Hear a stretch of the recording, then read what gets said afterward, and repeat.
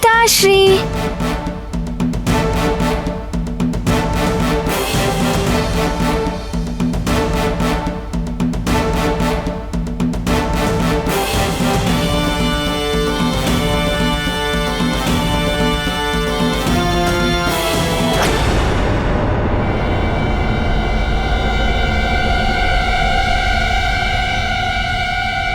माँ, आपने पिताश्री को तिलक क्यों नहीं लगाया?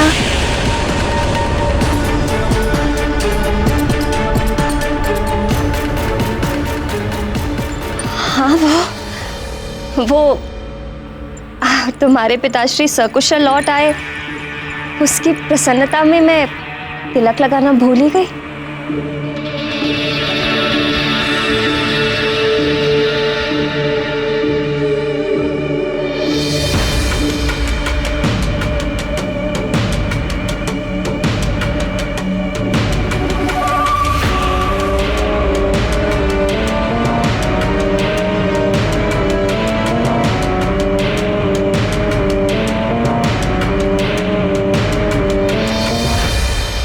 अंजना, तुम ठीक तो हो?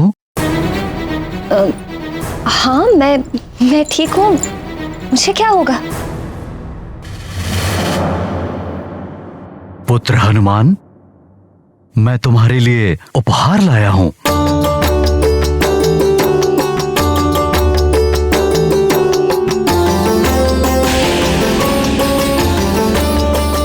इससे खेलने में तो बड़ा ही आनंद आएगा। पिताश्री, आप वहाँ गए थे, राक्षसों का उपद्रव, वो ऋषि मुनियों को तंग कर रहे थे, उनका क्या हुआ? हाँ पुत्र, उन सभी राक्षसों का अंत कर दिया हमने,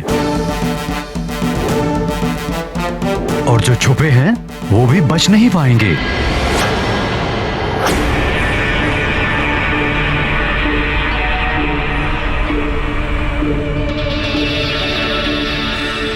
ओहो, आप दोनों भी ना, ये सब बातें बाद में हो जाएंगी। आप जाकर स्नान कर लीजिए, साथ में आरती भी तो करनी।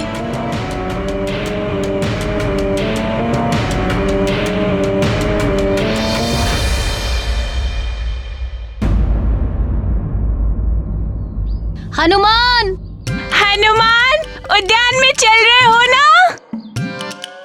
हनुमान, हनुमान। मित्रों, ये देखो। अरे वाह, कंदुक। पिताश्री मेरे लिए ये कंदुक लाए हैं। चलो हम इससे खेलते हैं। ओहो हनुमान, इससे हम खेलेंगे, किंतु तुम मत फेंकना, अन्यथा ये अंतरिक्ष में चला जाएगा। फिर तुम्हारे अतिरिक्त कौन ढूंढ पाएगा? अच्छा, तो ये होगा कि हम कंदूक फेंकेंगे और तुम ढूंढोगे। अच्छा, तो ठीक है, ये लो मित्र नील। ठीक है।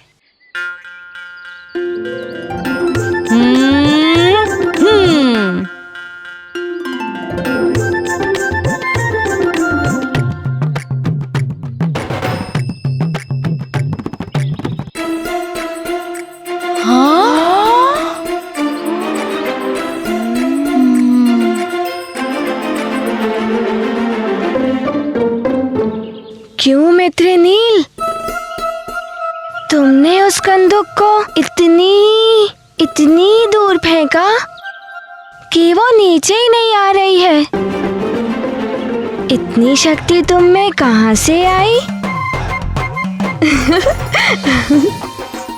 वो कंदूक उस वृक्ष पर अटक गई है। थोड़ा ज्ञान मुझसे भी ले लो और स्वयं प्रयास करो। हनुमान, तुम अकेले इस वृक्ष को उखाड़ दो। ये क्या कह रहे हो मित्र सुषेण? इस वृक्ष का क्या दोष? वैसे भी हमें वृक्ष को कभी नहीं उखाड़ना चाहिए। और माँ भी कहती हैं कि छोटे छोटे कार्यों के लिए दिव्य शक्तियों का प्रयोग हमें नहीं करना चाहिए। अरे तुम सब यहाँ क्या कर रहे हो? हनुमान का कंदुक वृक्ष पर अटक गया है, इसलिए उतारने का हम प्रयास कर रहे हैं। सबसे पहले मेरी बात ध्यान में रख लो। हनुमान तुम्हारे युवराज हैं, इसलिए अब से जब भी उनका नाम लेना हो तो उनको युवराज हनुमान कहना। अपनी मर्यादा तुम सबको समझनी चाहिए।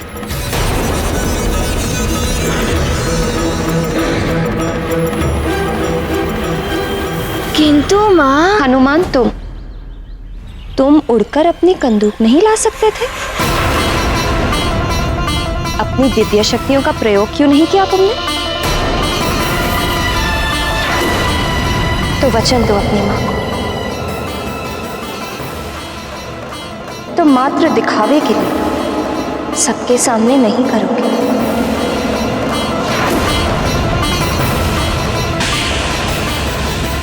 किंतु माँ, आपने ही तो कहा था कि जब तक बहुत आवश्यक ना हो अपनी दिव्य शक्ति का प्रयोग मत करना। हाँ, किंतु अब तुम युवराज बन गए हो, अब तुम कर सकते हो अपनी दिव्य शक्तियों का प्रयोग। अब हनुमान, युवराज हनुमान, ये अब अपनी दिव्य शक्ति से कंदुक उतार सकते हैं? हाँ, किंतु उसके लिए तुम सबको तुम्हें सम्मान के साथ इनसे प्रार्थना करनी होगी। और हनुमान को भी पूरा अधिकार है कि वो जब चाहे अपनी शक्तियों का प्रयोग कर सकता है। हनुमान, तुम तो एक फूंक से ही इस वृक्ष को हिलाकर उस कंदूक को नीचे ला सकते हो। करके दिखाओ, दिखाओ।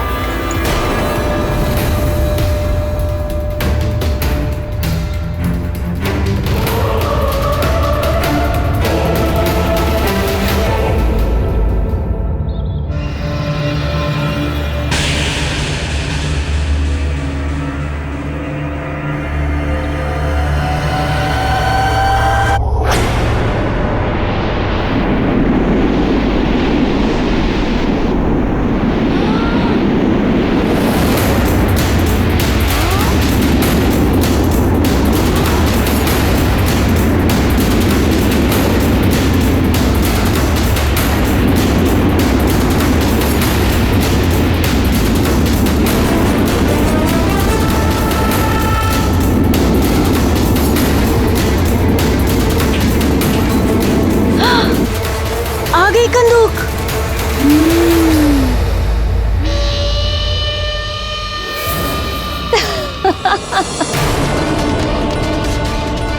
देखा, आ गई ना कंदूक। और वो देखो, वृक्ष पर से पंछी भी उड़ गए। ये माँ को क्या हो गया है? एकाएक इतना परिवर्तन।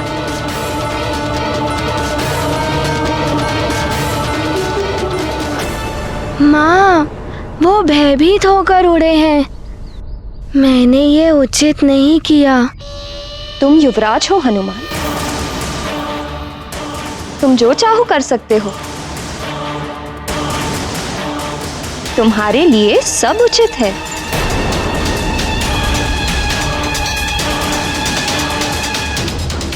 चलो अब तुम सब जाओ, अब हनुमान को विश्राम करना है।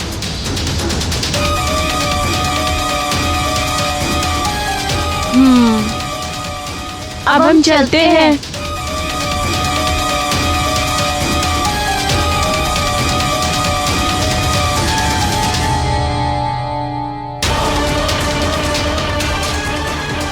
और हाँ, हमें ना तो कभी अपने विजय का अहंकार करना चाहिए और ना ही अपने हार के सामने हार माननी चाहिए।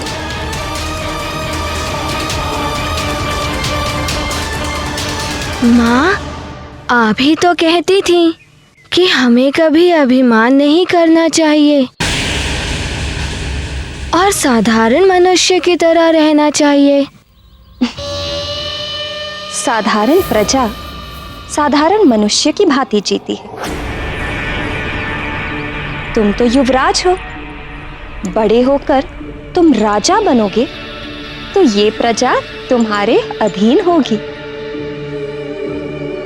इसीलिए तुम्हें युवराज होने पर गर्व होना चाहिए।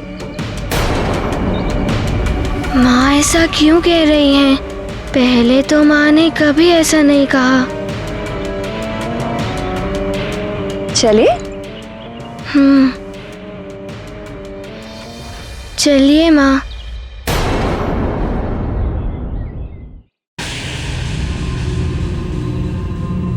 महारानी जी के कक्ष में पहुंचाना है संदूक। हाँ, महारानी जी ने ही मंगवाया था।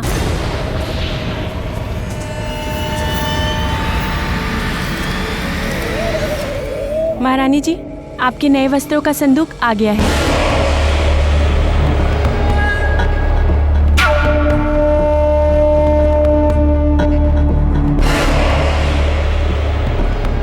तुम्हें कैसे ज्ञात हुआ कि इसमें नए वस्त्र हैं? महारानी जी, मैं वो मेरे कहने का अर्थ है तुमने इसे खोलकर देखा है क्या?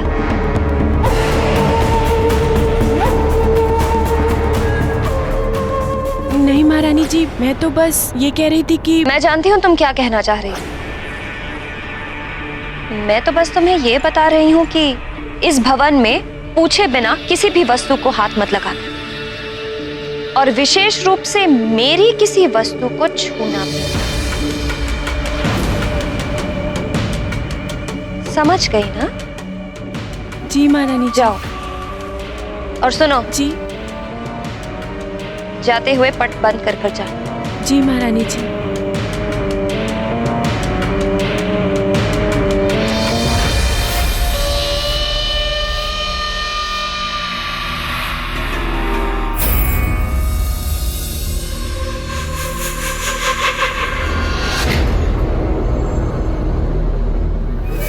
एकाएक क्या हो गया है महारानी जी को? विचित्र सा व्यवहार कर रही है। हाँ, मुझे भी कुछ समझ में नहीं आ रहा है। एकाएक इतनी परिवर्तित कैसे हो गई महारानी जी? इन्हें भी ऐसा ही कुछ लग रहा है। हुआ क्या है अंजना को? कदाचित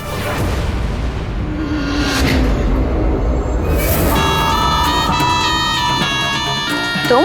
हाँ, मैं बलबला बलबल, मैं हूँ अतिबल। ना ना, मुझसे भयभीत होने की कोई आवश्यकता नहीं है।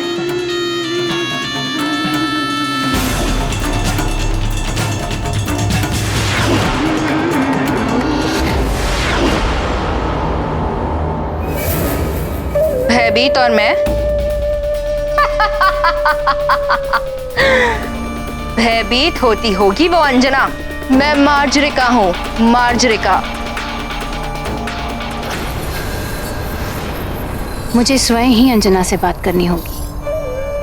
किंतु तुम यहाँ क्या कर रहे हो मेरे कक्ष में?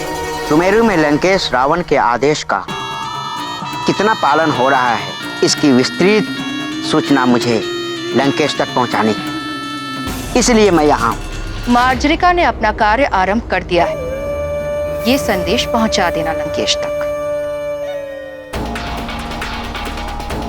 जब से राक्षसों ने अंजना का अपहरण करने का प्रयास किया है, तब से ही अंजना में परिवर्तन आया है। तुमने हनुमान के भीतर षड्विकार जगाने का कार्य आरंभ किया या नहीं? मैंने कहा ना, मार्जरिका ने अपना कार्य आरंभ कर दिया है।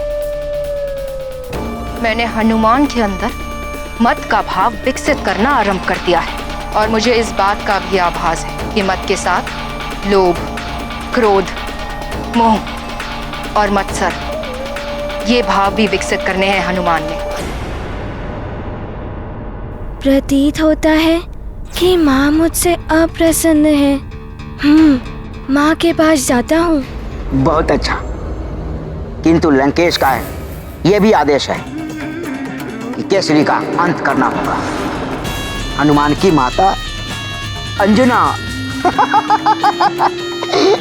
अंजना तो स्वर्ग चली गई और अब उसके पिता केसरी, उन्हें भी स्वर्ग पहुंचाना है, क्योंकि माता पिता से बिछड़ी संतान पर षड विकार सरलता से काम करते हैं। इन सारे विकारों के अधीन होकर हनुमान किसी भी कार्य के योग्य नहीं रहेगा और उसका जन्म और जीवन दोनों व्यर्थ हो जाएंगे।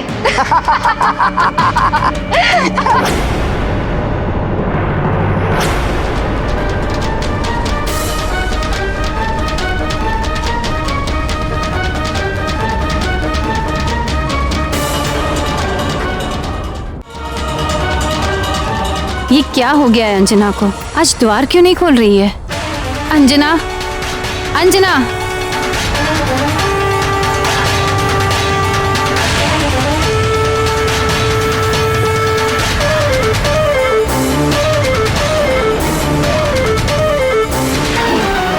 अंजना, अंजना, अंजना!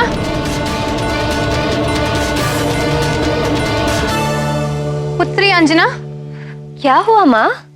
तुमने द्वार क्यों बंद कर दिए थे अंजना?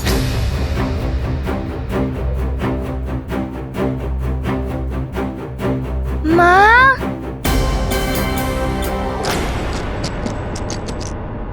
माँ, क्या हुआ पुत्र? माँ, आप मुझसे रुष्ट हैं क्या? नहीं, मैं तुमसे रुष्ट नहीं हूँ। तो फिर आप मेरे मित्रों से रुष्ट हैं क्या? मैं किसी से भी रुष्ट नहीं हूँ। सेविका! जी महारानी जी। सेविका, हनुमान के खिलौने यहाँ लेकर आ जाओ। जी महारानी जी। माँ, आप कुछ कह रही थी? हाँ, कुछ कहना तो था पर क्या स्मरण ही नहीं होता। कोई बात नहीं, स्मरण आ जाएगा तो बता दीजिएगा।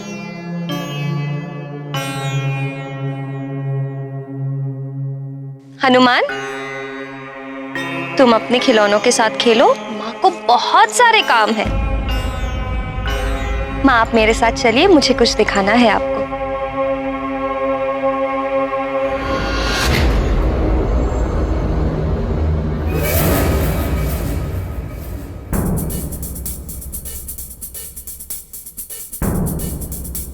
सखा,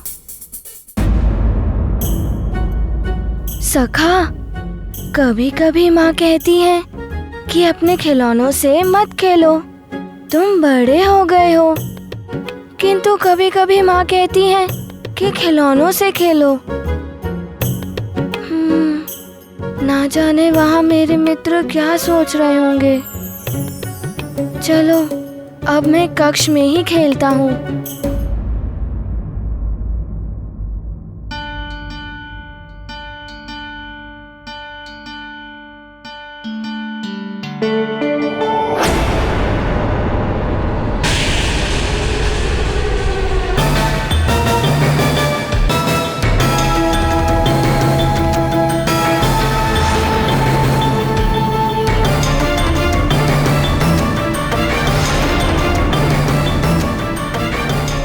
सखा, ये वही उपहार है जो मुझे अतिबल ने दिया था, किंतु वो असुरों में मिला हुआ है। अतिबल मेरे साथ मिला हुआ है। मैं इसे फेंक ही देता हूँ। हनुमान,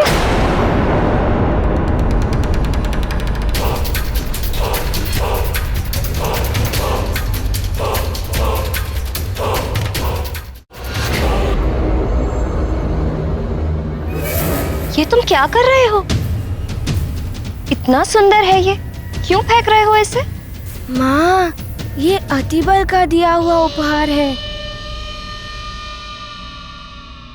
उसने मेरे साथ छल किया है, इसीलिए मैं इसे फेंक रहा था। उपहार का छल से क्या संबंध? और फिर ऐसा भी तो हो सकता है कि वो पंचफन ने उसे विवश कर रखा हो, जैसे तुम्हारे पिताश्री को विवश किया था और वो तुम्हारे विरुद्ध खड़े हो गए थे। अच्छा, हो भी सकता है। और ये भी तो देखो कि वो ही तो तुम्हें पिताश्री के पास ले गया था और तुम उनकी रक्षा कर पाए, है ना? अच्छा लाओ, ये मुझे दे दो।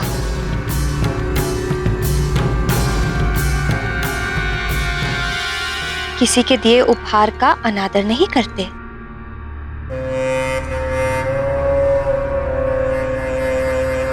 अब तुम्हारे लिए मैं जो वो रुद्राक्ष लेकर आई थी, वो कहाँ है? या उन्हें भी फेंक दिया? नहीं माँ, वो रुद्राक्ष तो पूजा घर में है। वो तो मैं तुम्हारे लिए लेकर आई थी ना। जाओ उन्हें लेकर आ जाओ। जी माँ।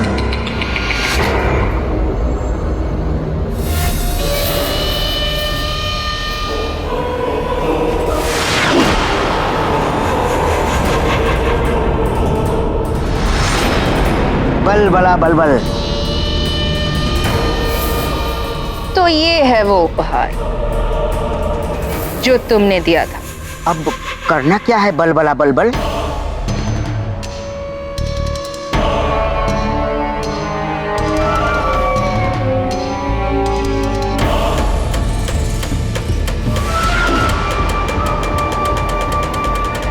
प्रतीक्षा करो और देखो आगे आगे होता है क्या।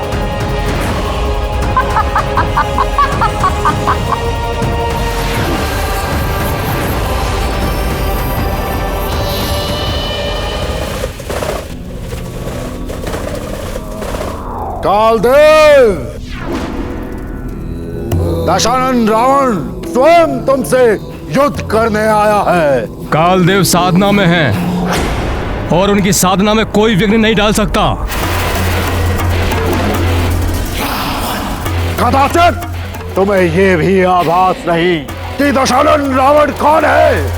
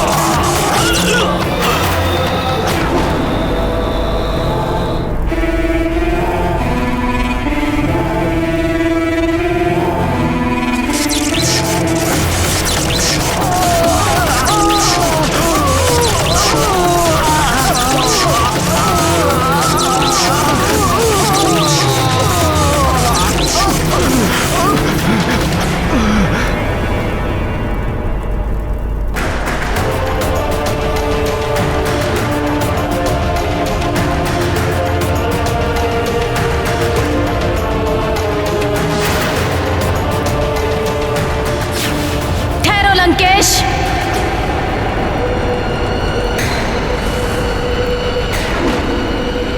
क्या चाहते हो? मृत्यु की देवी को लंकेश दशानन का अभिवादन। मृत्यु से पहले मृत्यु देवी के दर्शन? सौभाग्य है मेरा। जिसे तुम अपना सौभाग्य समझ रहे हो वो तुम्हारा दुर्भाग्य है। यदि अपना कल्याण चाहते हो तो लंका लौट जाओ लंकेश। जिस उद्देश्य से यहाँ आया हूँ उसकी पूर्ति करे बिना मैं लंका वापस नहीं जाऊंगा। मृत्यु की देवी, मुझे मेरा बाण चाहिए, मृत्यु का बाण। इसके लिए तुम्हें मेरे हाथों अकाल मरना होगा।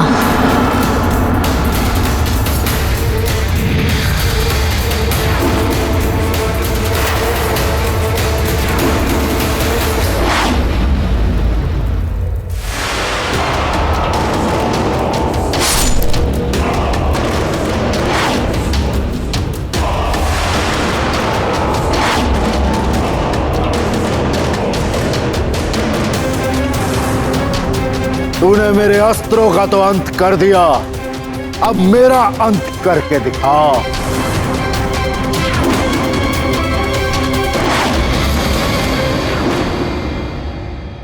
तुम्हारी मनोकामना मैं अभी पूर्ण किए देती हूँ।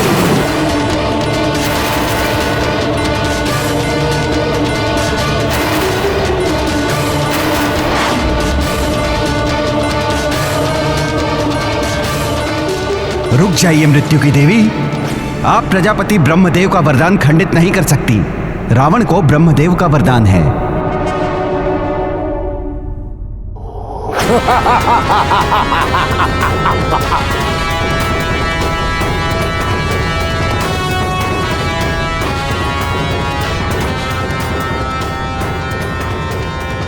तुम अपना कार्य तो पूर्ण ना कर सकें मृत्यु की देवी, परंतु मेरा कार्य तो पूरा करो। मेरा बाण दो।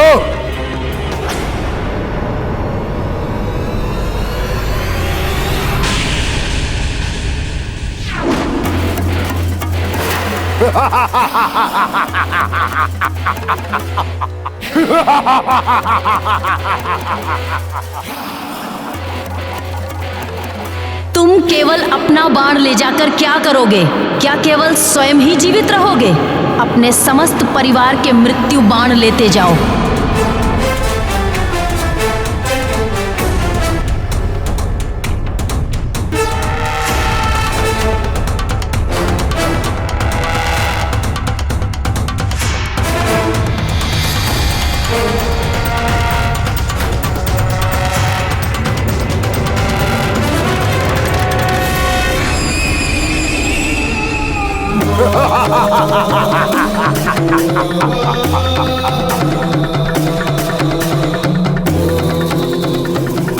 किंतु उस नारायण के नर के अवतार का क्या करोगे, जो तुम्हारे अंत के लिए अवतरित हुए हैं?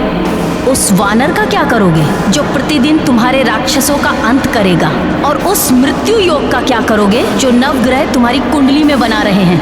जो मृत्यु की देवी से स्वयं अपना मृत्यु बाण छीन सकता है, वो दशानन लंकेश रावण ग्रहों को भी अपने अनुसार संचालित कर सकता है।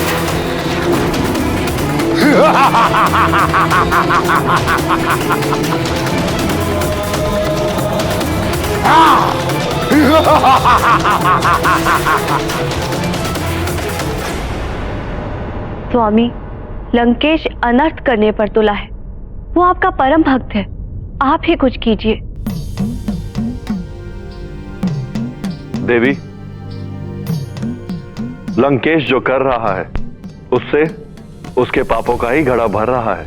किंतु स्वामी, उसके इस कृत्य से जगत में उथल पुथल मच सकती है।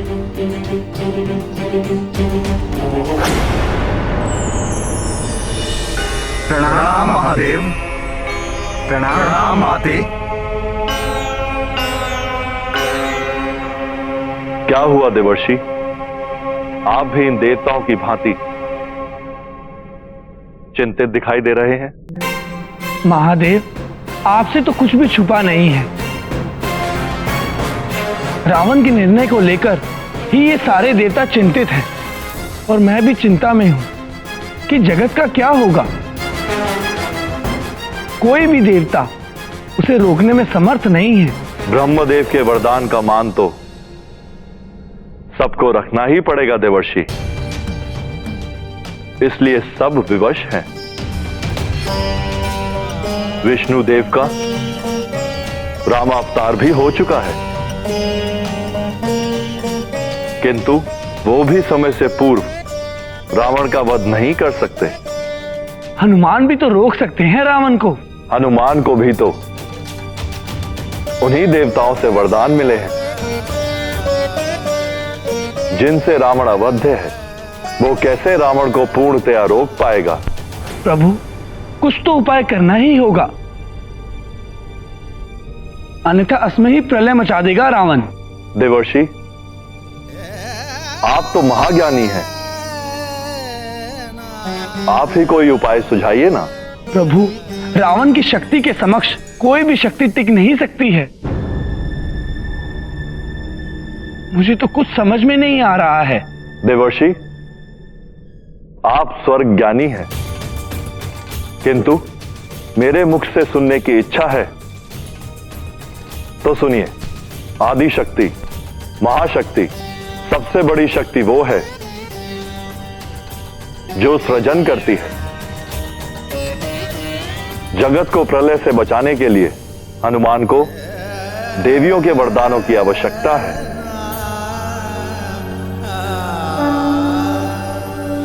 नारायण नारायण। अब मुझे आज्ञा दे। प्रणाम महादेव। प्रणाम माते।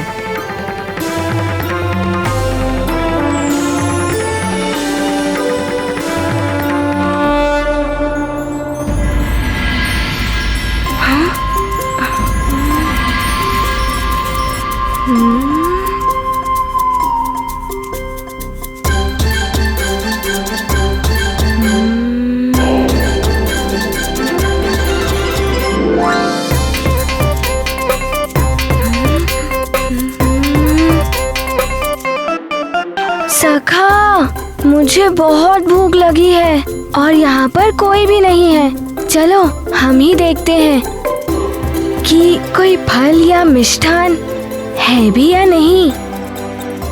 अब तो माँ भी लड्डू नहीं बनाती हैं। चलो सखा, ढूंढते हैं।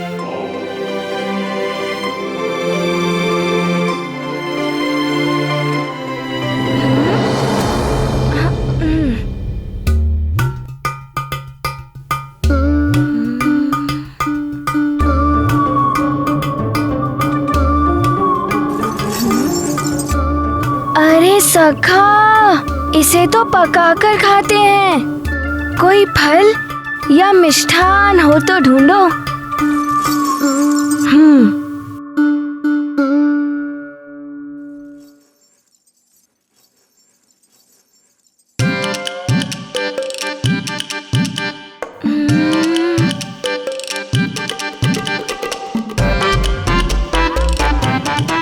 ये रहा फल।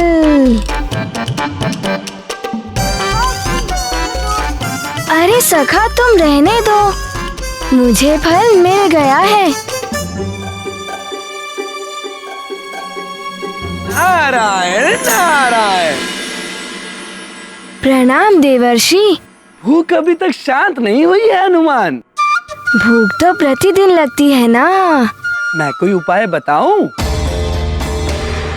वो महाफल, आकाश फल। नहीं नहीं, आप तो रहने ही दीजिए।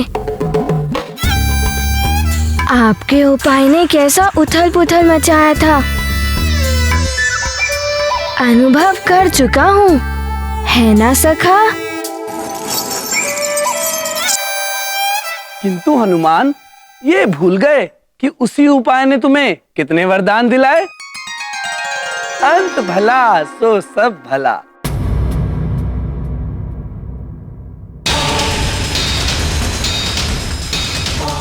किंतु आप यहाँ क्या करने आए हैं? पुनः कोई उथल पुथल मचाने?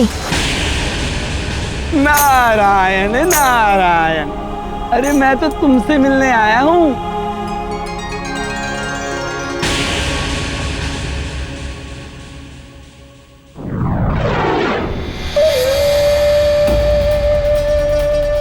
ये नारद यहाँ क्या कर रहा है?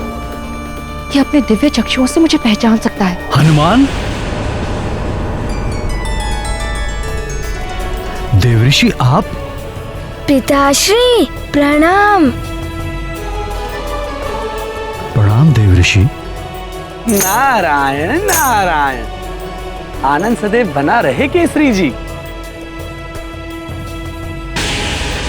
आप अकस्मात आए हैं तो हमारे सभा कक्ष को भी अपने शुद्ध कर चरणों से पवित्र कीजिए। अवश्य अवश्य। नारायण नारायण। आइए देवऋषि।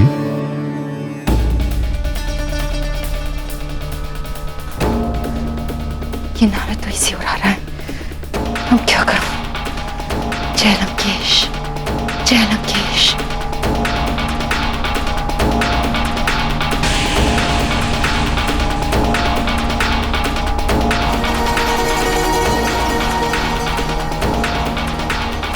नारायण नारायण।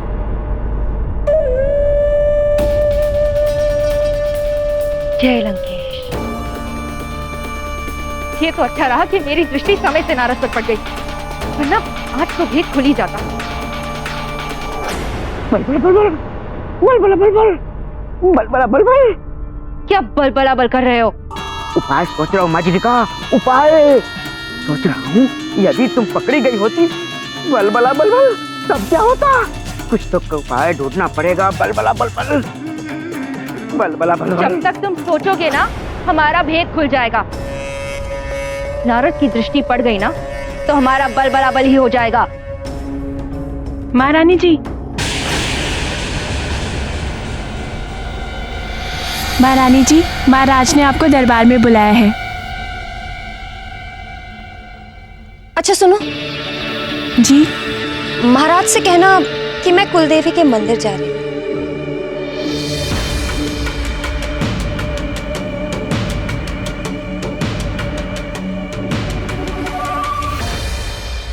बल। नारायण नारायण। महाराज की जय हो। महाराज, महारानी कुलदेवी के मंदिर गई हैं। अच्छा ठीक है। अच्छा है, कुलदेवी की कृपा से तो सब मंगल ही मंगल होता है। केसरी जी, आपके सुमेरु राज्य की सुख शांति से ही सबकी शांति जुड़ी हुई है। अर्थात आपको शांति और शक्ति पाने के लिए शक्ति देवी नवदुर्गा की पूजा आराधना करनी चाहिए, जिससे सारे संसार में सुख शांति बनी रहे। नारायण जय हो, जय हो। देवर्षि उचित कह रहे हैं। मैं भी महाराज को यही सुझाव देने आया था। प्रणाम देवर्षि। नारायण नारायण। प्रणाम राजपुरोहित जी। सदा सुखी रहे महाराज। प्रणाम राजपुरोहित जी। कल्याण हो। आसन ग्रहण कीजिए।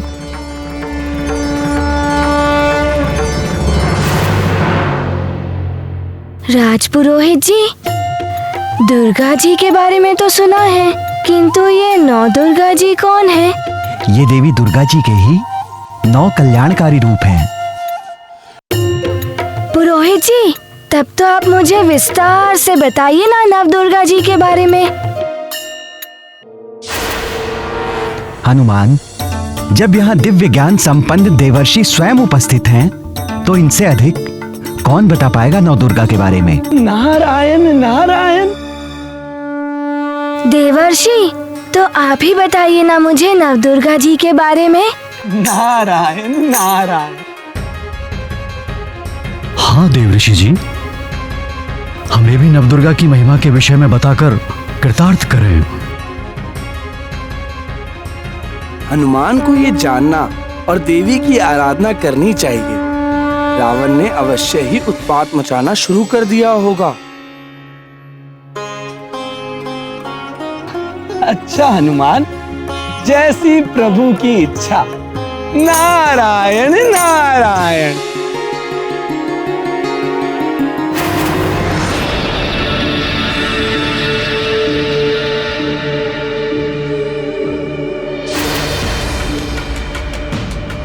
नारायण नारायण। नौ दुर्गा में प्रथम देवी है शैलपुत्री। देवी सती ने देह त्याग के पश्चात पर्वतराज हिमवान के घर पुनर्जन्म लिया।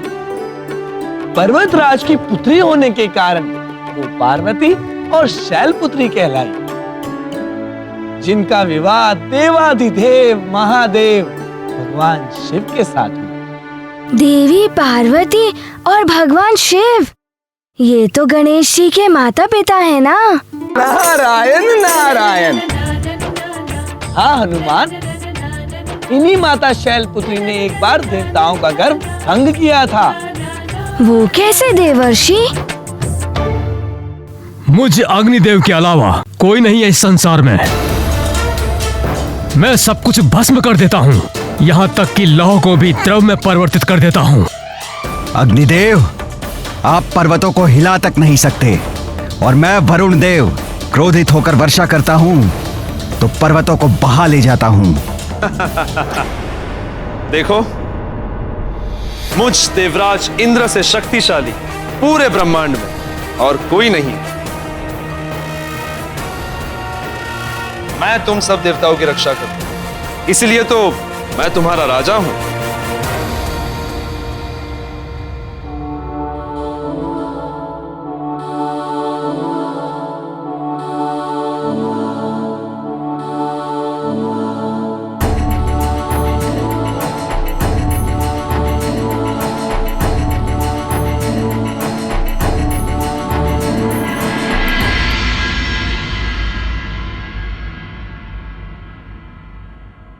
सुनिए, आप में से कोई इस लकड़ी को उठा के मुझे दे सकता है?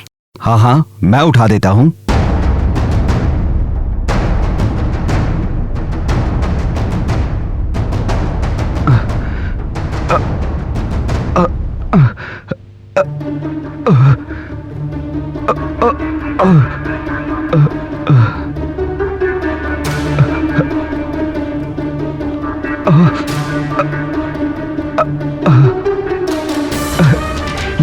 ये उठ क्यों नहीं रही है?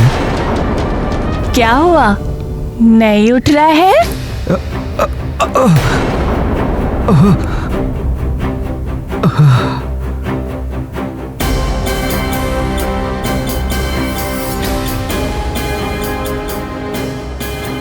अब आप ही उठा दीजिए।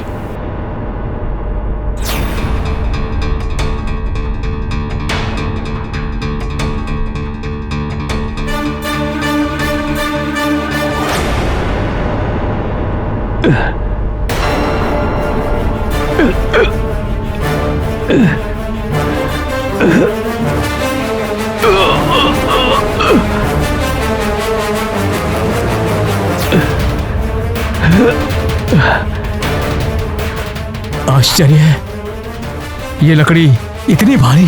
भारी कहाँ है पुत्र, मैं तो सिर पर लिए जा रही हूँ।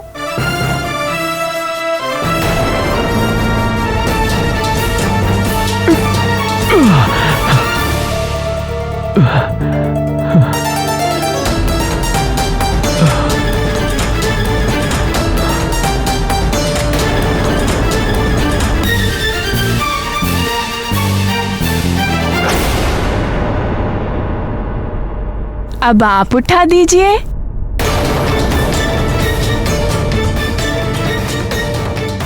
हाँ हाँ, अवश्य। इसमें कौन सी बड़ी बात?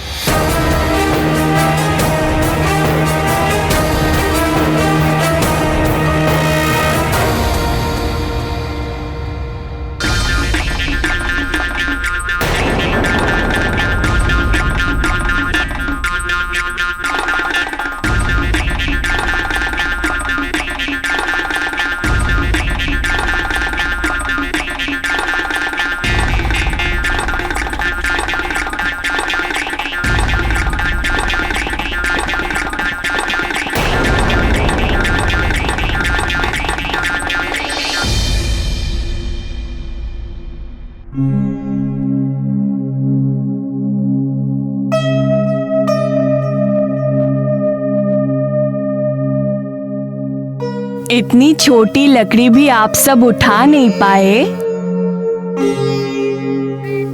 और बातें तो बहुत बड़ी बड़ी कर रहे थे।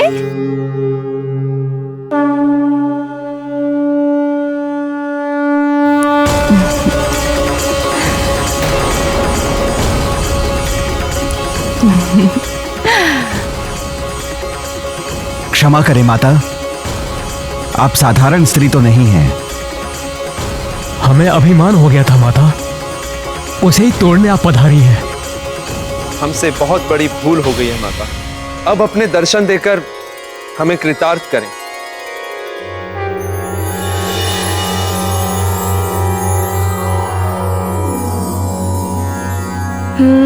देवर्षि, मैं सब समझ गया। आपने सूर्यदेव का अभिमान तोड़ने के लिए मुझे आकाश फल खाने भेजा था ना। इस कथा से ये भी सीख मिलती है कि कभी अभिमान नहीं करना चाहिए। नारायण नारायण। हाँ हनुमान, अब द्वितीय दुर्गा की कथा सुनो। इनका नाम ब्रह्मचारिणी है। शिव जी को पाने के लिए जब इन्होंने ब्रह्मचारियों की भांति कठोर व्रत और तप आदि किए, तब इन्हें देवताओं ने ब्रह्मचारिणी नाम दे दिया।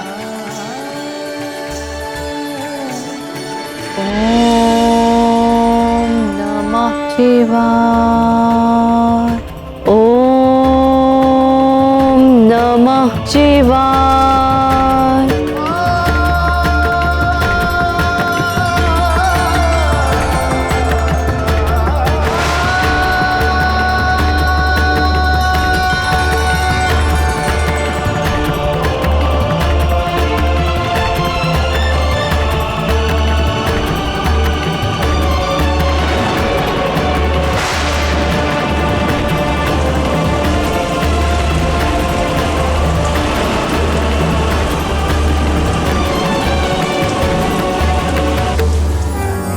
सारी बाधाओं को हरने वाली देवी की पूजा करके साधक मन को स्वाधिष्ठान चक्र में केंद्रित कर लेता है।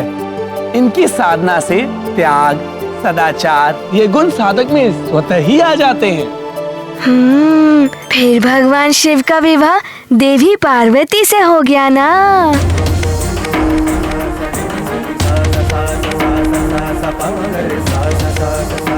यदि मन में एक लक्ष्य बना लिया तो उसके लिए सतत प्रयास करने पर वो लक्ष्य प्राप्त हो ही जाता है।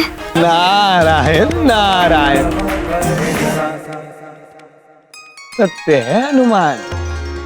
अब तृतीय दुर्गा जी के बारे में मैं बताता हूँ। उनका नाम क्या था देवर्षि? उनका नाम चंद्रघंटा है। चंद्रघंटा।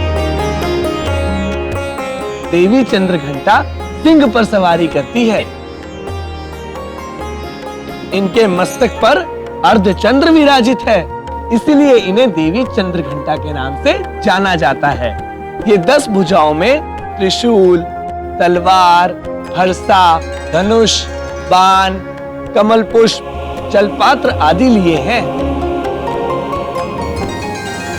ओम चंद्रघंटा देव्यै नमः स्वाहा।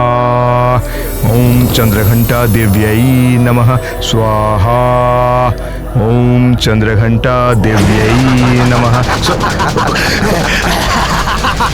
विध्वंस कर दो इस यज्ञ को, इन ऋषियों के अंग भंग कर दो। रुक जाओ दैत्यों, ये देवी चंद्रघंटा का यज्ञ है। इसमें बाधा डालोगे तो सर्वनाश हो जाएगा तुम्हारा।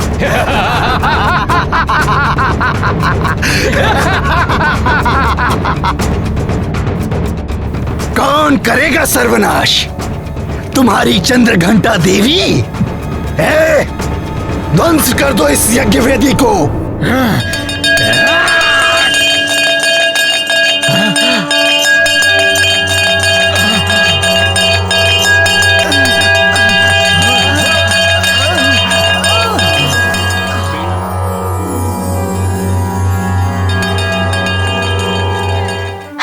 ऐसी ध्वनि से असुरों का अंत होता है ना देवर्षि? मैंने भी डमरू की ध्वनि से उस चक्रासुर का अंत किया था। अच्छा ये बताओ पुत्र हनुमान, इस कथा से तुम्हें क्या सीखने को मिला? इससे ये ज्ञात होता है कि घंटे, डमरू, शंख आदि की ध्वनियाँ पवित्र होती हैं। ये आसुरी शक्तियों का नाश कर देती हैं तथा लोगों के कल्याण के लिए सदैव युद्ध के लिए तत्पर रहना चाहिए। देवी चंद्रघंटा की कृपा से साधक का मन मणिपुर चक्र में प्रवेश करता है।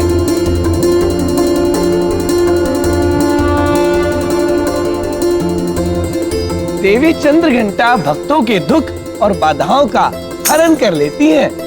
और अब सुनिए चतुर्थ देवी कुष्मांडा देवी की महिमा। जब सृष्टि नहीं हुई थी, ये संसार नहीं था, तब देवी कुष्मांडा प्रकट हुई थी।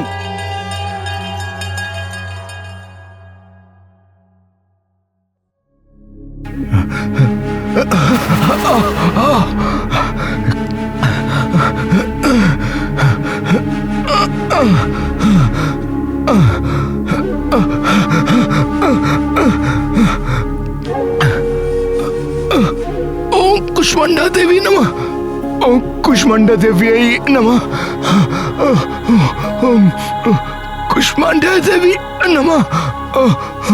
ओम कुष्मांडा देवी नमः। नमः कुष्मांडे नमः। हे कुष्मांडा, हे कुष्मांडा माता, आप तो सदैव अपने भक्तों की रक्षा करती हैं माता। न जाने मुझसे क्या अपराध हो गया माता, जो आप मुझसे रूठ गईं। और मैं इस असाध्य रोग से पीड़ित हो गया हूं माँ। मैंने आपकी वर्षों आपकी तपस्या की माँ कि एक दिन आप मुझ पर कृपा करेंगी माँ, और मैं इस असाध्य रोग से मुक्ति पाऊंगा माँ। कृपा कीजिए माँ। ओम कुष्मांडा देव्याय नमः।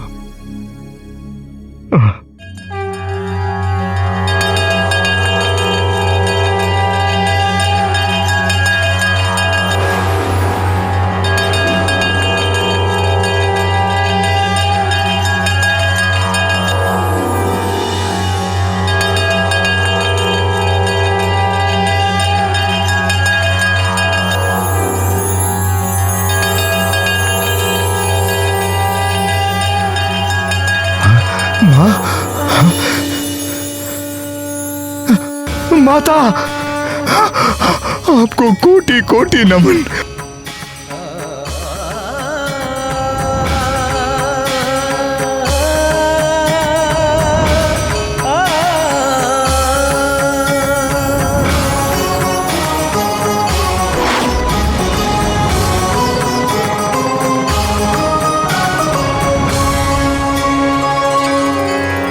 माते, कुष्मांडा माता की जय हो।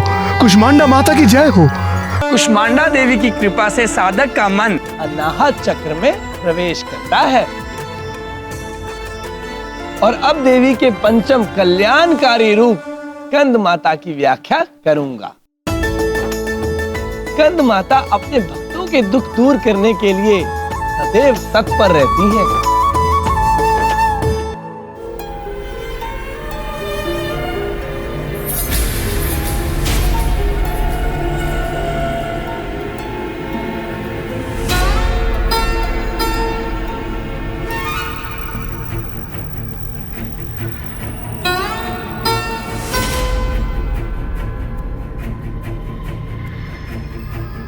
मैंने हर तरह से उपचार करके देख लिया।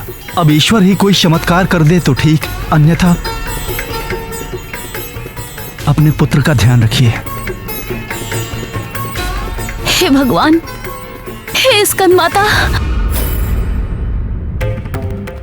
कितनी बरसों मैंने आपका तप किया, तब जाकर मेरी गोद हरी हुई। यदि मेरे पुत्र को कुछ हो गया तो मैं भी यहीं बैठे बैठे अपने प्राण त्याग दूंगी माता।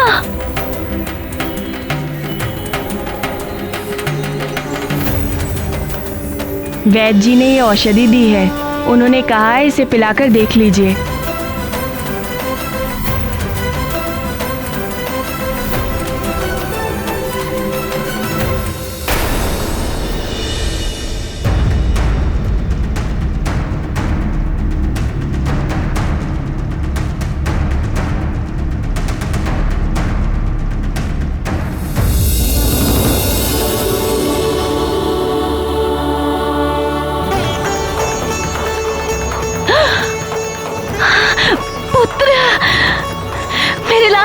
तुम स्वस्थ हो गए।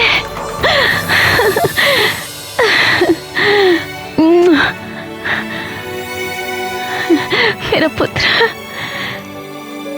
किंतु ये चमत्कार कैसे हुआ?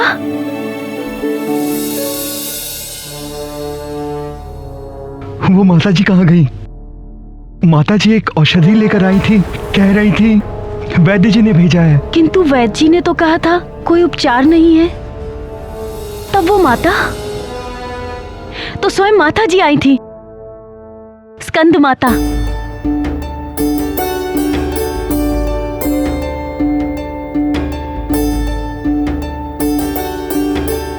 हे माँ, मैं जानती हूँ आप ही आई थी। दर्शन दीजिए माँ। दर्शन दीजिए माँ। दर्शन दीजिए माँ। दर्शन दीजिए।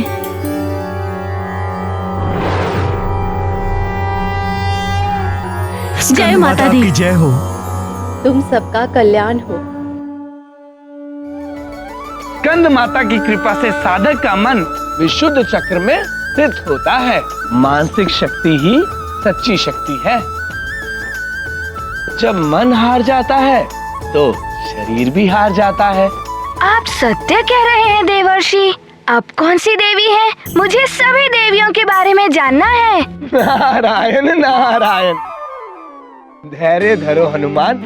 अष्टम देवी है कात्यायनी देवी। अब इनके अवतार की कथा सुनो। कात्यायनी देवी।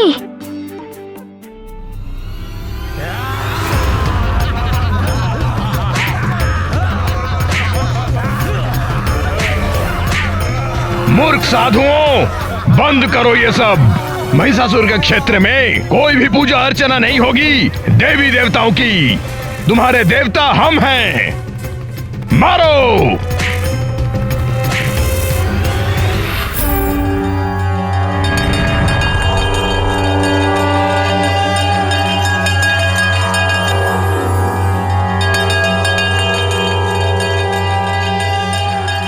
महिषासुर, छोड़ दो इन साधुओं को। सिंह पे सवार तू इन्हें बचाने आई है। असुरों, इसे भी बंदी बना लो।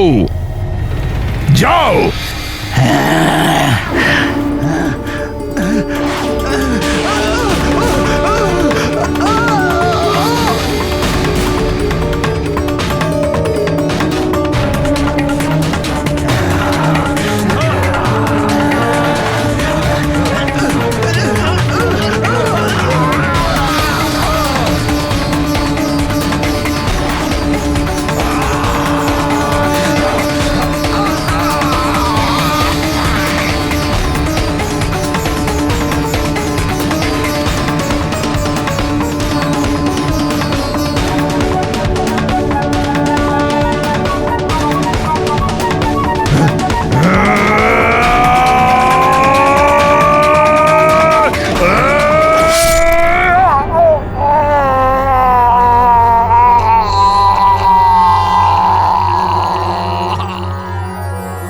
जय माता दी। जय माता दी।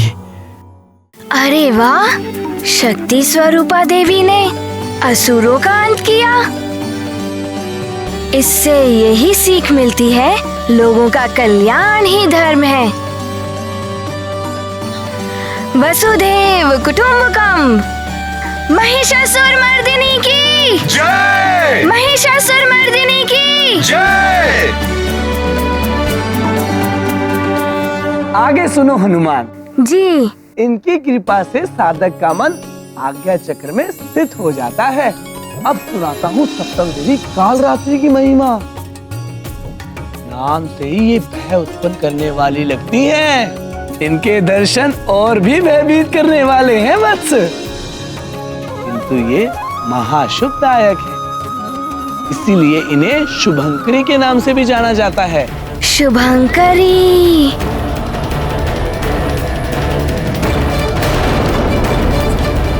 इनकी कृपा से साधक का मन क्षत्रेश्वर चक्र में स्थित होता है। इनकी सवारी गर्तभ है। इनके नाम स्मरण मात्र से भूत प्रेत आदि बाधाएं नष्ट हो जाती हैं।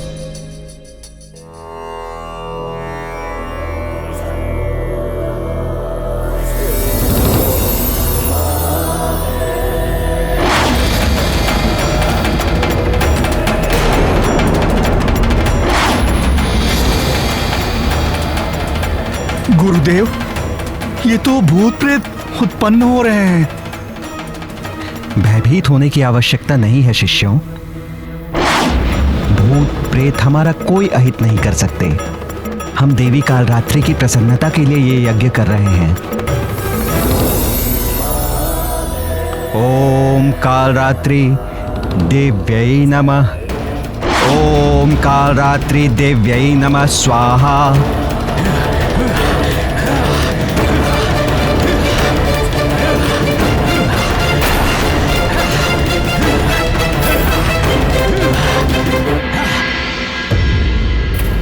हे मां कालरात्रि, रक्षा कीजिए।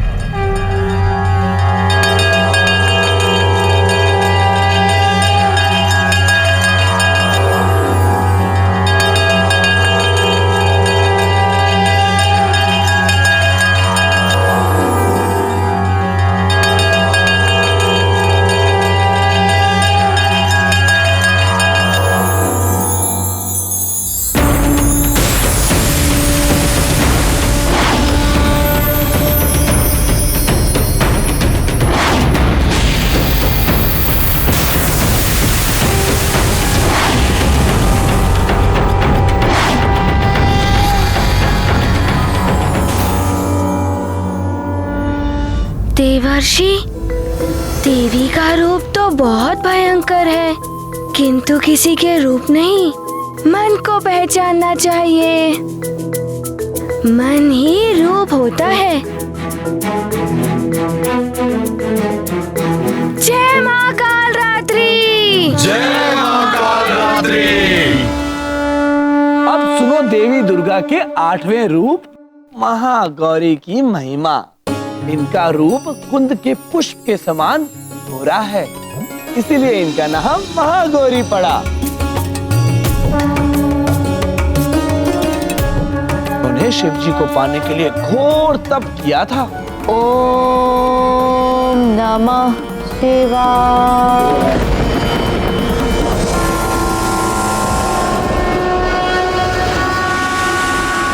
नेत्र खोलिए। ओम नमः शिवाय। ओम नमः शिवाय। ओम नमः शिवाय। देवी, आपने मुझे पति के रूप में पाने के लिए कठोर तप किया है। आपके तप से मैं प्रसन्न हूं। आइए, हम आपको अभी इसी वक्त पत्नी रूप में स्वीकार करते हैं। क्षमा करें प्रभु, आपने मुझे स्वीकार किया, इसके लिए धन्यवाद। किंतु आप मुझे पत्नी रूप में तभी स्वीकार करें जब मेरे पिता वैदिक रीति से विधिवत मेरा कन्यादान कर दे। देवी, आप तो साक्षात धर्म की मूर्ति हैं। आपने जो कहा है वैसा ही होगा। अब आप प्रसन्नता पूर्वक अपने धाम की ओर प्रस्थान करें। जो आज्ञा प्रभु।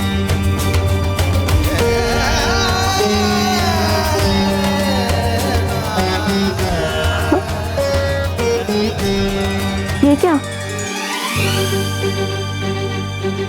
मेरे देह का रंग तो इतना परिवर्तित हो गया है कि कदाचित ही कोई मुझे पहचान पाए। देवी, ये आपके कठोर तप का परिणाम है, किंतु आप चिंता मत कीजिए, इसका भी उपचार है।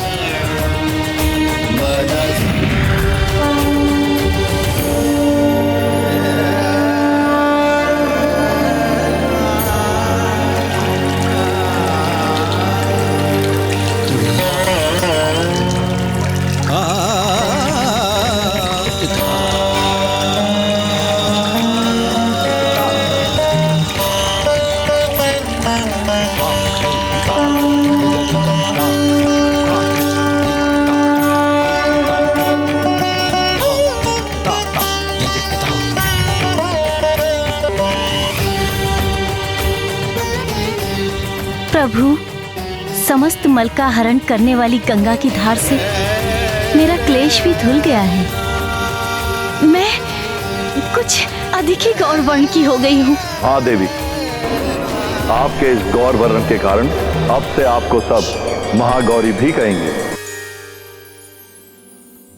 आपकी इस कृपा के लिए आपका कोटि कोटि धन्यवाद प्रभु। कल्याण वस्तु।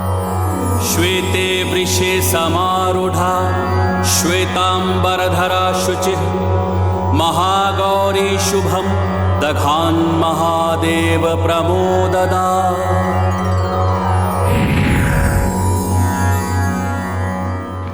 किंतु देवर्षि, आपने तो पहले बताया था कि जब देवी पार्वती जी की जब तपस्या पूर्ण हुई तब उन्हें आकाशवाणी से ज्ञात हुआ था कि शिवजी से उनका विवाह होगा। फिर अभी आप बता रहे हैं कि शिवजी प्रकट हुए। ये कैसे हो सकता है? हनुमान, ये समय का चक्र चलता ही रहता है। जब कल्प के अंत में प्रलय होती है, फिर पुनः सृष्टि उत्पन्न होती है। फिर देवता और देवियां अपने वही कार्य करते हैं जो उन्होंने पिछले कल्प में किए थे, किंतु कल्प के अंतर से उनके कुछ कार्य कुछ परिवर्तित भी हो जाते हैं। तो देवी पार्वती के इन 2 बार तपस्या करने का अर्थ है। मुझे अब समझ में आया। ये भी जाना कि यदि भावना सच्ची हो तो उसे प्रयत्न कर पूरा किया जा सकता है। देवर्षि, अब 9वीं देवी के बारे में शीघ्र बताइए। नारायण नारायण। 9वीं देवी है सिद्धिदात्री। ये सिद्धि प्रदान करने वाली देवी हैं। त्रिदेवों को भी जब इनसे सिद्धि की प्राप्ति हुई थी, तभी वे सृष्टि का सृजन, पालन और संहार करने में सक्षम हुए। हे देवी सिद्धिदात्री, आपकी कृपा के बिना सृजन और संहार दोनों असंभव है। मुझे वो सिद्धि दीजिए जिसके स्मरण मात्र से सृष्टि में तथा जो संहार में भी सहायक हो। हे त्रिदेवों, सृष्टि का जन्म, संचालन और संहार आप तीनों के ही अधीन हैं। अतः हम आपको आपके इच्छानुसार ही सिद्धि प्रदान करते हैं। ये है देवी दुर्गा के 9 रूप, जो परम कल्याणकारी है, शक्ति के भंडार है, भक्तों को सर्व विजय होने का सौभाग्य प्रदान करते हैं। हाँ, असुर संहारनी, दुर्गति नाशनी है देवी दुर्गा। वो तो है हनुमान, किंतु तुमने दुर्गा जी की इन कथाओं से तुमने क्या सीखा? यही कि अधर्मी, अत्याचारी कितने भी बलवान हो, अंततः विजय धर्म, सत्य, न्याय के पथ पर चलने वालों की होती है। और जो महान होते हैं उनकी शक्तियाँ, यही उदारता मातृत्व का सच्चा रूप है।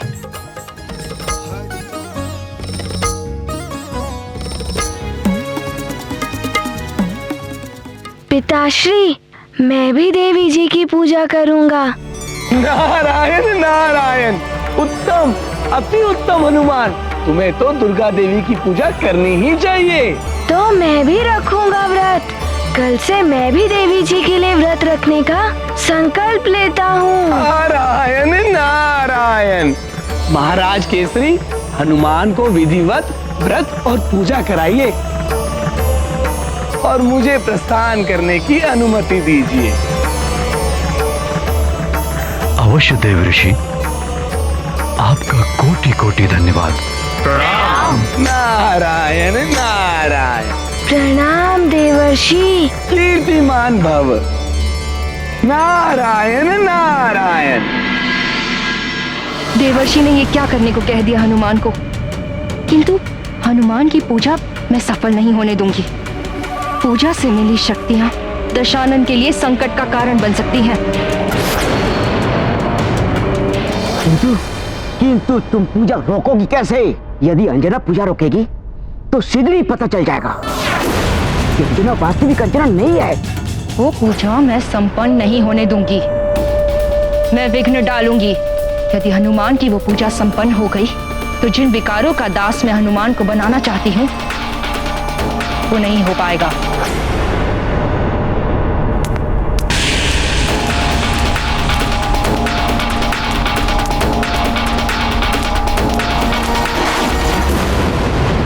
अंजना, अंजना, तुमने मंदिर से आने में विलंब कर दिया। अभी अभी देवर्षि नारद जी गए हैं। क्या देवर्षि नारद आए थे? मैं तो वंचित रह गई उनके दर्शन से। अच्छा सुनो, नवदेवी की पूजा आरंभ करानी है। हनुमान नवदुर्गा व्रत रखने वाला है।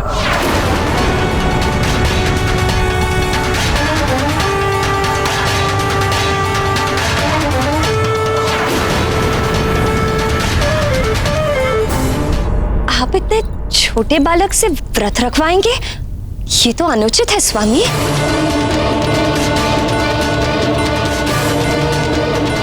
किंतु माँ, मैं पूरे राज्य की भलाई के लिए ये व्रत रख रहा हूँ और अब मैं छोटा नहीं बड़ा हो गया हूँ। नहीं हनुमान, तुम व्रत नहीं रखोगे। रखने दो ना, संकल्प कर चुका है, कल से इसे व्रत आरंभ करना होगा। ये ठीक कह रहे हैं। व्रत आदि भी संस्कार ही है जो बाल्यावस्था से ही शुरू हो जाने चाहिए। रखने दो ना हनुमान को व्रत। किंतु माँ, हनुमान से नहीं सधेगा व्रत।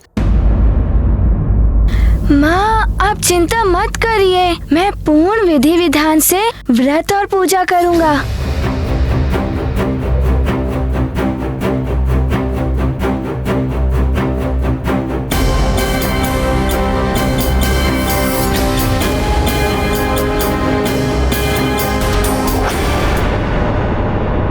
हे भोलेनाथ, हे महादेव, हे माँ दुर्गा, आपने अपने 9 रूपों से समस्त समाज का कल्याण किया है। मेरे पुत्र हनुमान का भी कल्याण कीजिए माँ, उसका ध्यान रखिए और मेरे पति को मेरा विक्षोभ सहने की शक्ति प्रदान कीजिए। या देवी सर्वभूतेषु शक्ति रूपेण समस्थिता, नमस्तस्यै नमस्तस्यै नमस्तस्यै नमो नमः।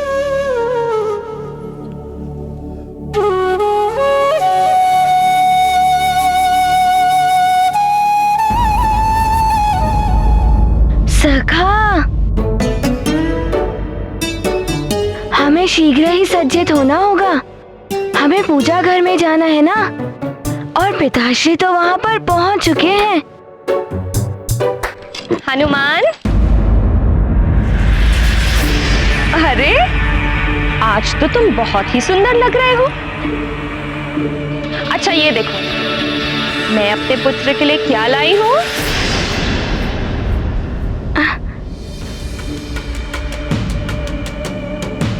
अरे वाह, लड्डू। हाँ, ये माँ ने अपने पुत्र के लिए बनाए हैं। तुम्हें बहुत पसंद है ना? चलो अब शीघ्र इन्हें खाकर बताओ कैसे बने हैं।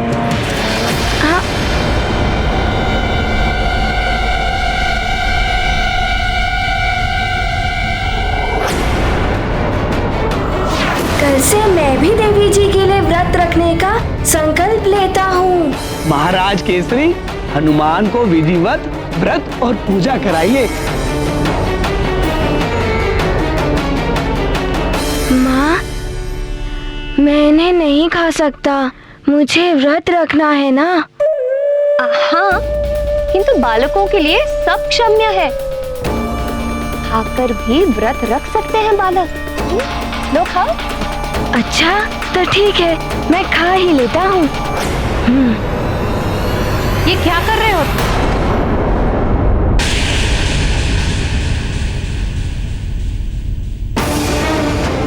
व्रत है तुम्हारा और तुम्हें क्या हुआ है अंजना? तुम तो स्वयं ही पूजा व्रत आदि रखती हो, फिर क्यों हनुमान का व्रत तोड़ना चाहती हो? नहीं माँ, मैं वो इसे विधिवत व्रत रखने दो और तुम भी शीघ्र मंदिर आ जाओ। पूजा की सारी तैयारियां हो गई हैं। वहीं पूजा के प्रसाद और भोजन की व्यवस्था देखनी पड़ेगी। चलो हनुमान। जी नानी जी।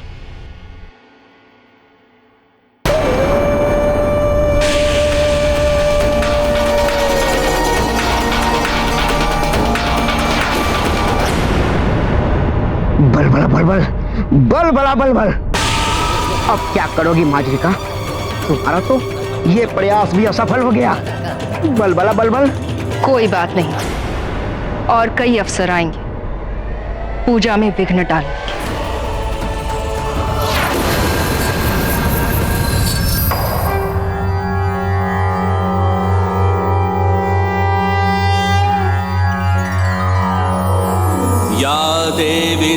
सर्वभूतेषु मातृरूपेण संस्थिता नमस्तस्यै नमस्तस्यै नमस्तस्यै नमो नमः।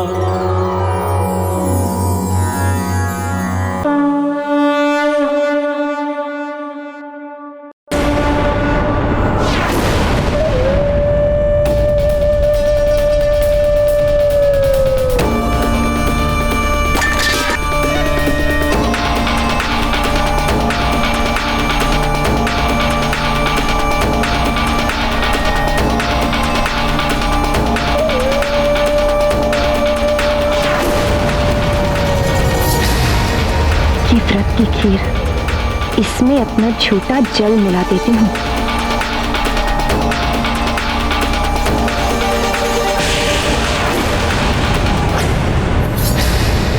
मैंने तो आधा जल छोड़ा था, इसमें से जल कहाँ गया?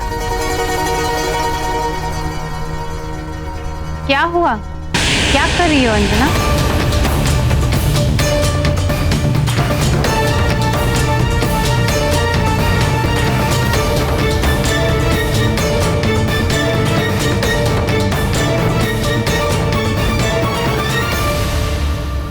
कुछ नहीं माँ, मैं तो बस ये यहाँ पे खीर। ओहो, तुम जाओ, मैं देखती हूँ, तुम जाओ।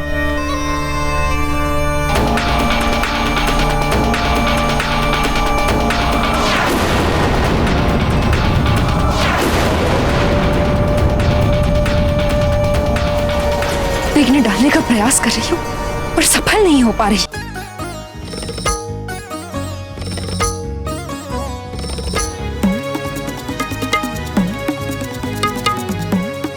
युवराज हनुमान की जय! युवराज हनुमान की जय! युवराज हनुमान की जय! आप सब यहाँ से रिक्त हाथ नहीं जाएंगे। आपको जो चाहिए वो आप मांगे, मैं आपको दूंगा। यदि आपकी कोई विशेष इच्छा है तो बताइए, मैं हर स्थिति में आपकी इच्छा पूर्ण करूंगा। ये आपके युवराज का आपको वचन है।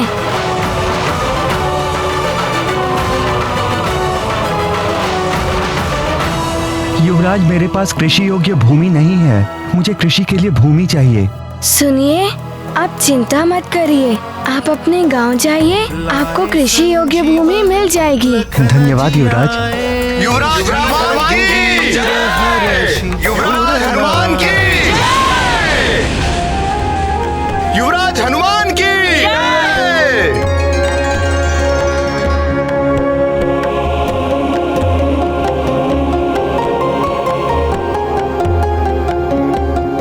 माँ जी, आपके लिए ये। हनुमान, तुम मुझे दान नहीं दे पाओगे। जो तुम दान कर रहे हो उसमें तुम्हारा क्या है? सब तुम्हारे पिता का है।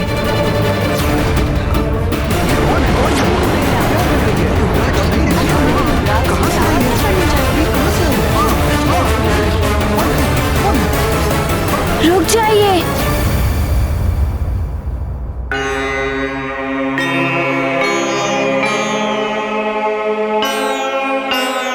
आप बताइए, आपको क्या चाहिए? यदि आप कहेंगे तो मैं स्वयं को भी दान में दे सकता हूँ। तो स्वयं को दान करो, किंतु स्मरण रहे उसके पश्चात तुम मेरे सेवक बन जाओगे जीवन भर के लिए।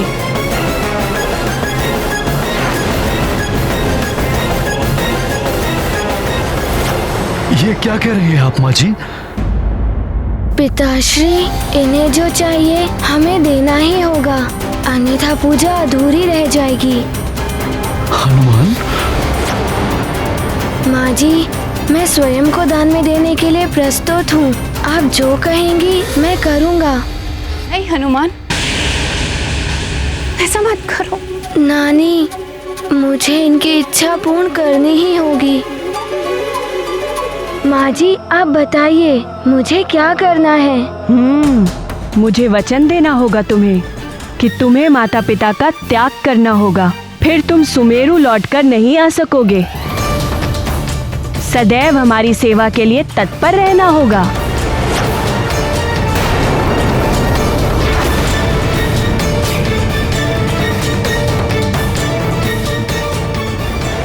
ये क्या कह रही हैं आप माँ जी?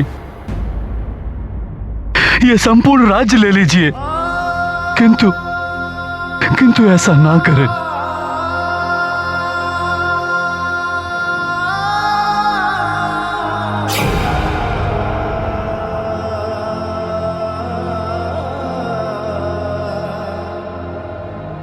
चलिए देवी, हम ये दान नहीं दे पाएंगे और हमें इनका दान नहीं चाहिए।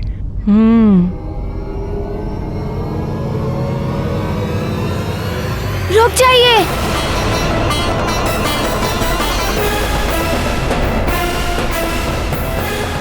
मैं आपको वचन देता हूँ और आपकी सारी बातें मानूंगा।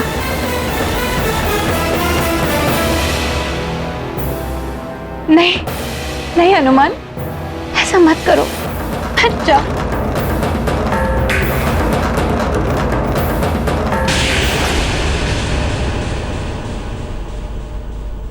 ये वचन तोड़ दो पुत्र, तोड़ दो ये वचन। माँ, आप ही तो कहती हैं कि वचन दो तो उसे पूर्ण भी करना चाहिए।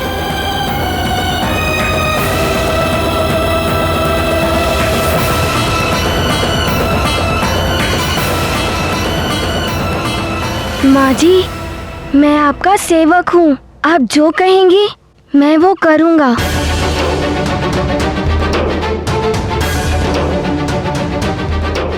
आप सब सुन लें, आज से हनुमान आपके युवराज नहीं, हमारे सेवक हैं।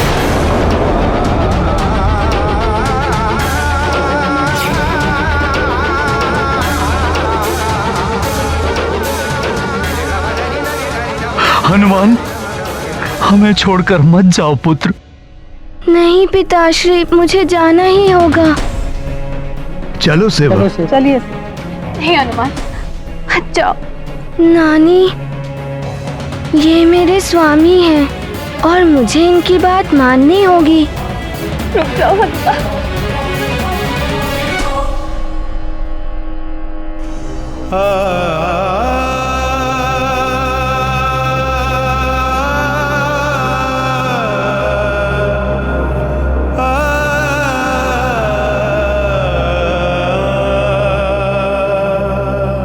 मुझे क्षमा कर दीजिए। आपका साथ मेरे जीवन में इतना ही था।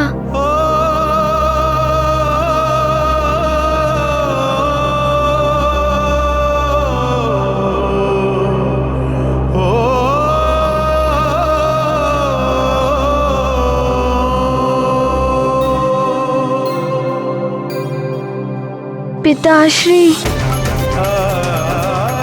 प्रणाम। पुत्र। नानी। हनुमान, प्रणाम।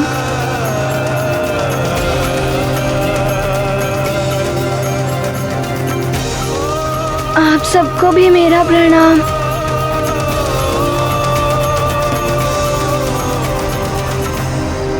चलिए माँ जी।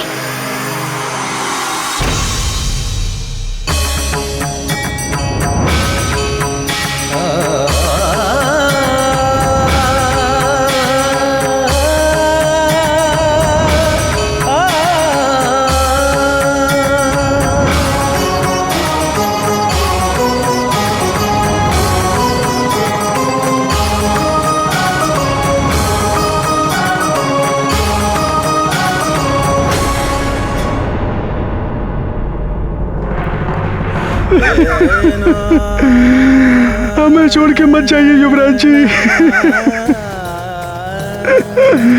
हमें छोड़ के मत जाइए।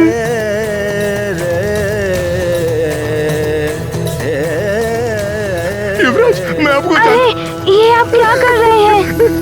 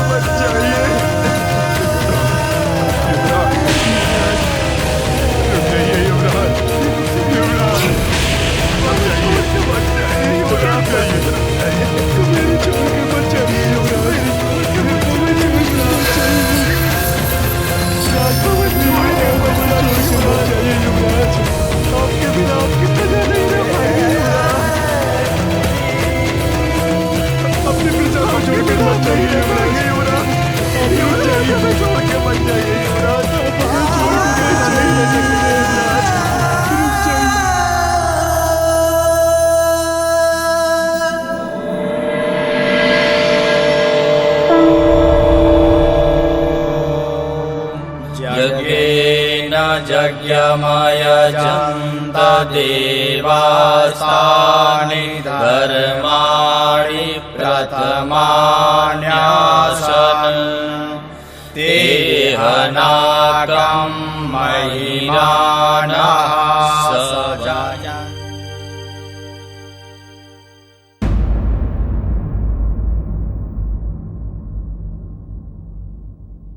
भगवान शिव, देवी पार्वती,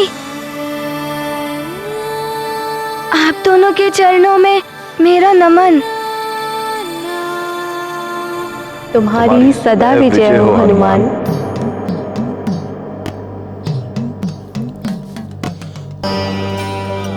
हनुमान, तुमने अपने व्यवहार से यह सिद्ध कर दिया है कि तुम 9 दुर्गा के वरदानों के लिए सर्वथा योग्य पात्र हो।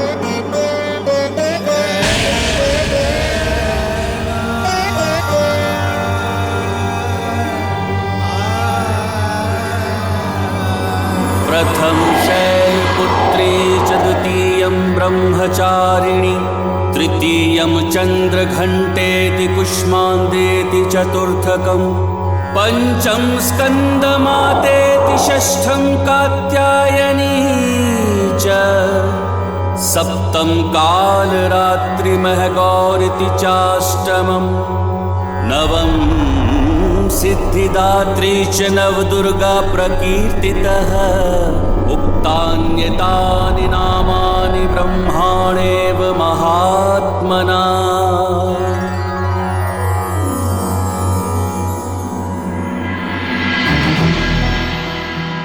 बाल्य समय रवि भक्ष लियो तब तीनहु लोक भयो अंधियारो काहि सो त्रास भयो जग को यह संकट काहू सो जात न टारो।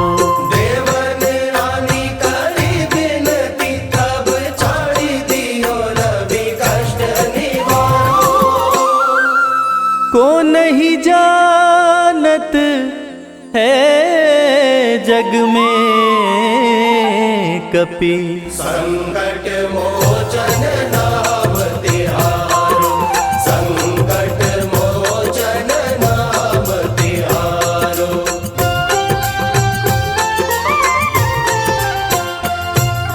बाली की त्रास कपीस बसै गिरी जात महाप्रभु पंथ निहारो चौकी महामुनि शाप दियो तब चाहिए कौन। प्रणाम माता। हनुमान, मेरे इन 9 दुर्गा अवतार की शक्तियां तुम्हें वरदान के रूप में मिली हैं, जिनके प्रयोग से तुम संसार का कल्याण कर सकोगे पुत्र।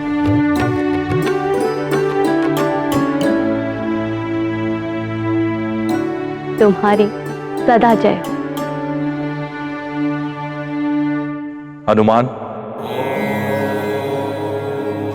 तुम्हें देवियों के वरदान स्वरूप जो ये शक्तियां प्राप्त हुई हैं वो विशेष उद्देश्य के लिए तुम्हें मिली है जो भविष्य में तुम्हारा मिलन तुम्हारे प्रभु से कराएंगे।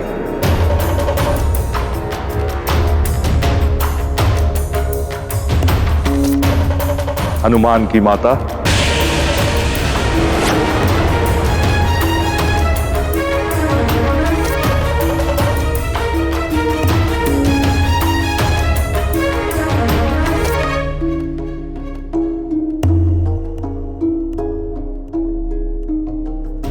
तुम्हारा कल्याण हो।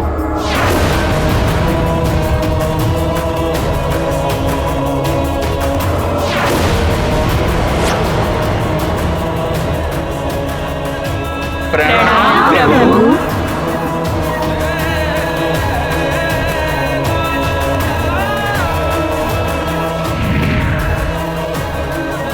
9 दुर्गा मैया की जय।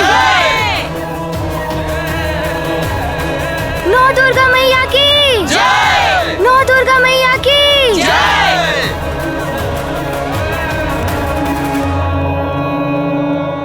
9 दुर्गा मैया की जय। 9 दुर्गा मैया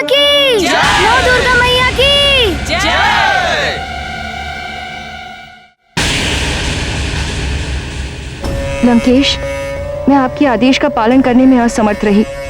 अब मुझे जीवित रहने का कोई अधिकार नहीं। इसी तलवार से मुझे मृत्यु दंड दे दीजिए दशानन। मैं प्रस्तुत हूँ। मार जाएगा।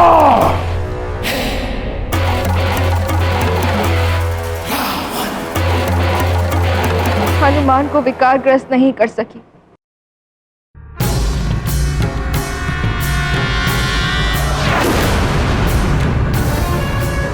देवियां भी उसे वरदान दे गई, किंतु मैं कुछ नहीं कर सकी। दे दीजिए मुझे मृत्यु। मुक्ति चाहिए तुम्हें, परंतु इतनी सहजता से मुक्ति नहीं मिलेगी। दंड मिलेगा तुम्हें।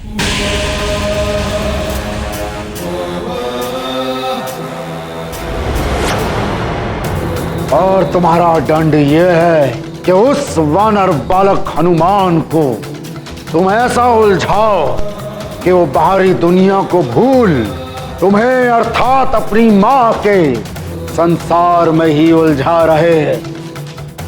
ऐसा ही होगा लंकेश। ध्यान रहे मार्जरिका, इस बार जो मैं काम करने जा रहा हूं उसमें कोई बाधा नहीं पड़नी चाहिए। जैसी आपकी आज्ञा लंकेश। आज्ञा नहीं, चेतावनी है ये।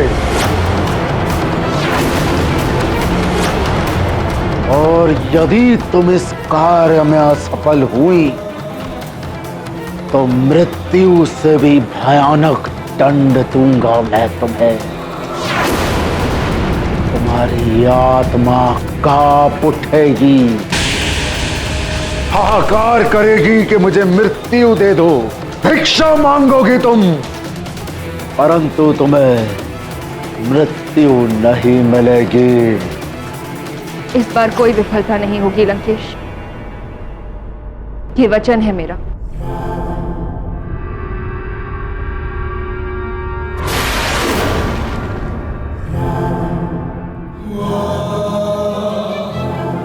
शुक्राचार्य, दैत्य गुरु, कहां हैं आप? कहां हैं आप? हे ईश्वर, मेरा हनुमान अबोध है, आपके ही शरण में है वो। मुझे तो बस यही चिंता लगी रहती कि अपनी मां के बिना वो कैसे जी रहा होगा।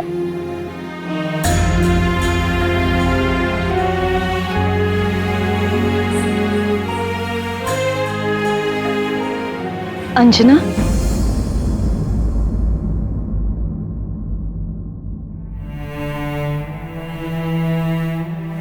प्रणाम महारानी जी। ऐसे कब तक अश्रु बहाती रहोगी? जीवन समय के साथ चलता रहता है। हनुमान भी अपना जीवन जी रहा होगा, और तुम तो कितनी भाग्यशाली हो कि तुम्हें हनुमान जैसा असाधारण पुत्र मिला। किंतु महारानी जी, मेरे लिए सबसे बड़े दुर्भाग्य की बात है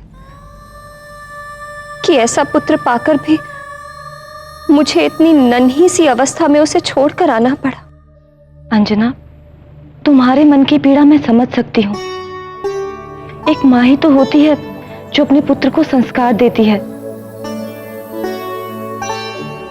किंतु तुम्हारी ममता, दुलार, स्नेह उसे आज भी संस्कारित कर रहे होंगे।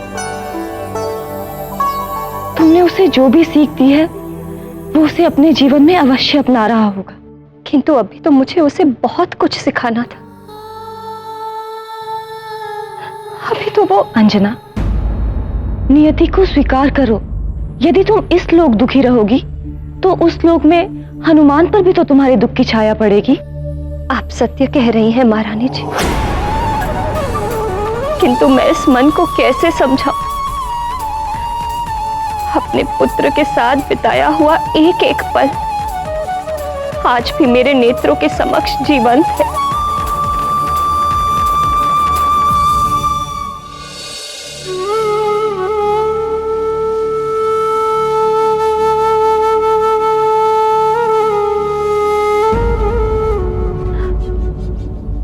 एक माँ ही होती है जो अपने पुत्र का सबसे बड़ा रक्षा कवच होती है।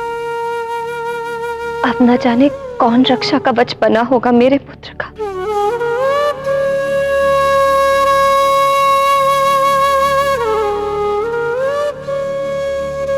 हे ईश्वर, मेरा पुत्र जिसके भी संरक्षण में हो, वो उसे अच्छाई के मार्ग पर चलने के लिए ही प्रेरित करे।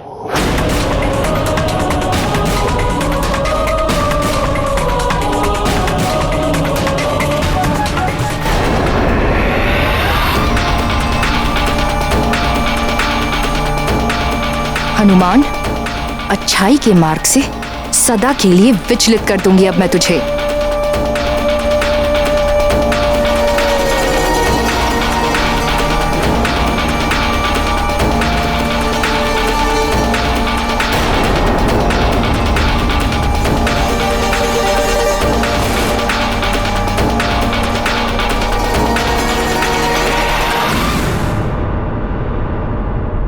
माँ, आप और ये गदा? हाँ, ये गदा मैं तुम्हारे लिए ही तो लाई हूँ। तुम्हें बहुत शोभा देती है ये गदा। माँ, मैं तो मेरे खिलौनों से। मैं चाहती हूँ कि तुम सबसे बलवान योद्धा बनो, और उसके लिए आवश्यक है कि तुम प्रतिदिन युद्ध अभ्यास करो।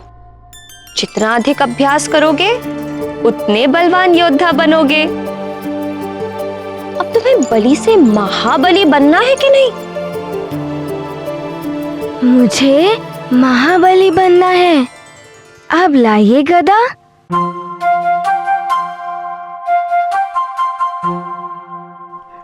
ध्यान रहे पुत्र। युद्ध हो या युद्ध का अभ्यास, प्रतिद्वंदी को सदैव शत्रु के रूप में देखो। और अच्छा योद्धा वही होता है जो शत्रु को परास्त कर दे। आप उचित कह रही हैं माँ, मैं ध्यान रखूंगा।